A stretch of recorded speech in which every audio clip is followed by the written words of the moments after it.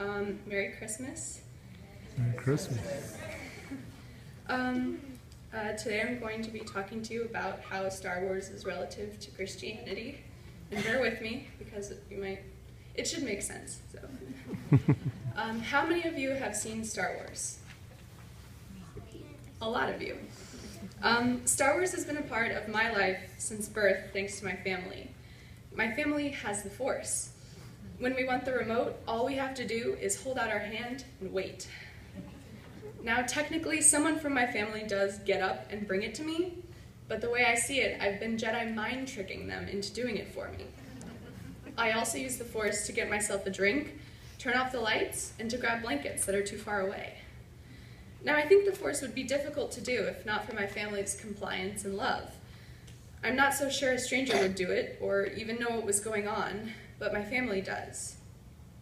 This doesn't mean the Force is all about levitating objects or manipulating someone's mind.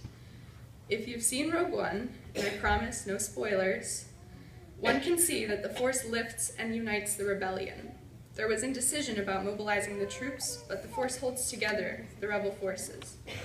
I think the Force is love. It's a powerful thing that we can see through others' actions and feel in the silence or chaos of our hearts. It gives us the power to praise, to connect with others, to understand others, and even ourselves. It gives us the power of courage and faith, and from the start of your life as a Jedi or a Christian, it's present in you. Jesus was God's gift of love. He sent us a connection of pure, untainted love in the form of a child, and what could be more perfect? Jesus' love is a testament to the power of love. But don't forget you are too. All of you, and me, and everyone. All of us came into this world with the power of love just like Jesus. And though we all have different earthly birthdays, on this night when Jesus was born, we were all born in love. God mobilized the troops with his forces of love and sacrifice. Jesus' birth unified the rebellion against sin and darkness. And each year we gather here again and again so that we can remember what it is that makes this day so special. Today we are reminded, reborn, and renewed. Today we can refresh our spirit the way God said by example of Jesus. Today we are all born again in the ways of the Force.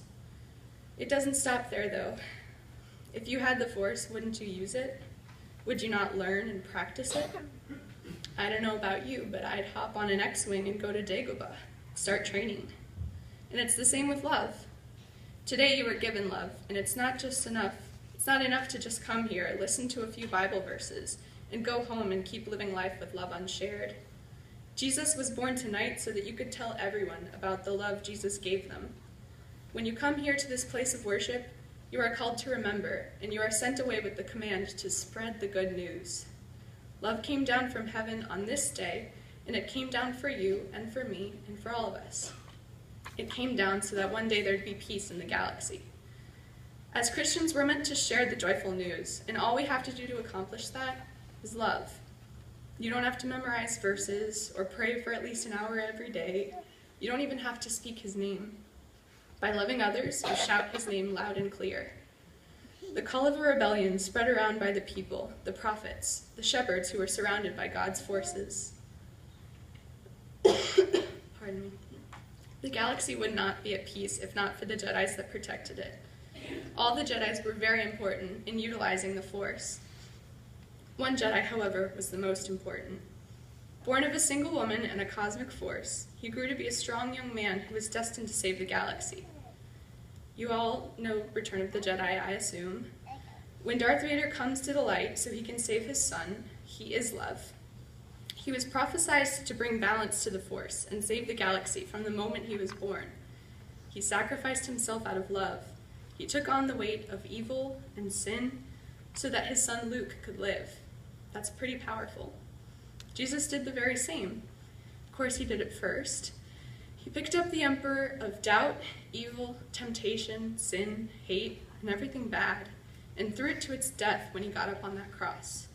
He did this so that we could live for God, live through God, and live with the very purpose that God had when he gave Jesus to Mary and all of us. Live for love and hope. In a world full of darkness and the Sith, we cling to the hope of a new era of love, the hope of the world in a baby boy, a hope in us. a new hope. Let us pray. Dear God, thank you